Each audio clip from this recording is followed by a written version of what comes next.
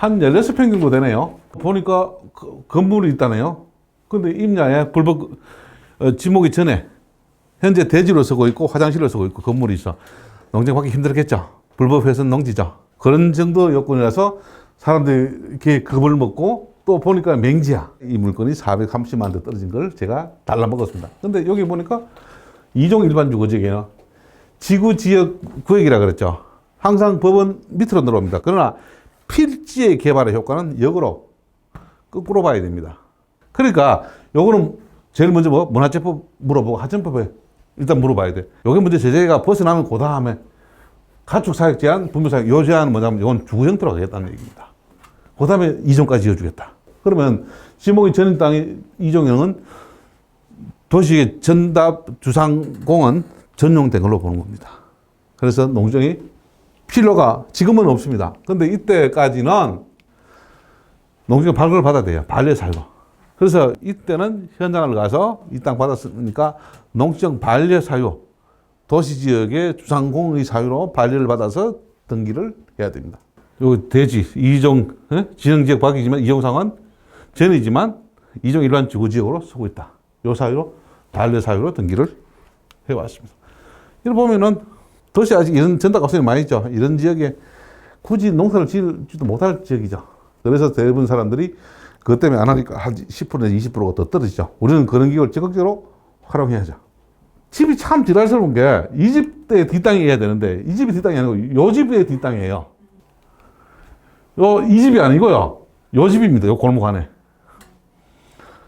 이거 가니까 한 80 넘은 꼬량꼬량한 할머니가 앉아 있습니다. 어르신 요 뒤에 땅 때문에 안 돼요. 우리 안 쓴다 하게요. 아니 내가 받았어요. 이렇게. 근데 네 어디 있노 하게요. 요 지난번에 법무사 사무실 두고 있는 요 땅에 투자하는 회사입니다 하게요. 양산에서 우리 큰아들이 법무사예요.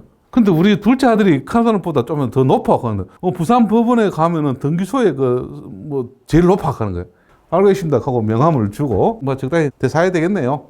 그러니까 남편 친구가 그냥 쓰라고 해서 지금까지 한 30년 넘게 쓰고 있어. 집도 좁고 해서 이렇게 창고 짓고 화장실 짓고 쓰고 있는 땅이었다. 16평이 또 적지는 않죠. 연락이 안 오네요. 한 달 반 지나서 통고서 원상복구민 부당이익에 관한 협의권 인사지원금도 들어가고 유가 원칙에서 써놨습니다. 이 정도만 쓰시면은 웬만한 내용 제목을 이렇게 쓰시면 돼요. 이런 사례가 되면은 내가 낙찰을 받았다. 그 다음에 지금 체납자 외에 현 점유자가 불법 점유하고 있다. 민사지법 136조에 의해서 이게 뭐냐면 인도명령이에요. 국가가 판 합법적인 물건이었다. 그 얘기예요. 그 다음에 경계 확정 지어달라. 741조 부당이득. 이렇게 얘기를 해 나가는 겁니다. 그래서 이런 게 이제 인도명령 조항이라든지 이런 부당이득 조항이라든지 그 다음에 이런 게 모태 판례라 그래요. 기본 해당하는 오래된 판례, 그 다음에 최근의 판례. 요 정도는 이렇게 스킬을 발휘해서 이어주면은 이제 두 번째 내용 정리해서 이렇게 압박을 해 들어간다면 그리고 요게 바로 청구 취지가 되는 거예요. 소장에서.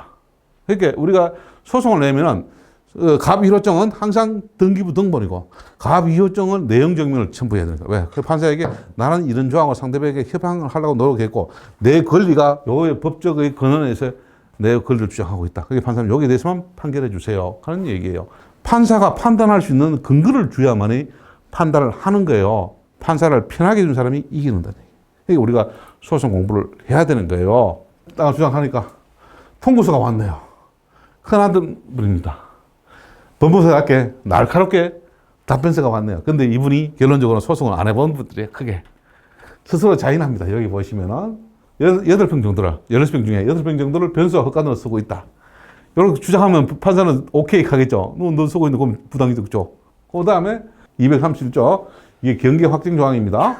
그래서, 우리가 담보 설정이 좀 그렇고, 우리 사용 안 한다. 그 다음에 헌법 131구조, 주거 침입죄로 고발하겠다. 자기 사용하는 거 점유 부분 다 설명해주고 지료까지 주겠다.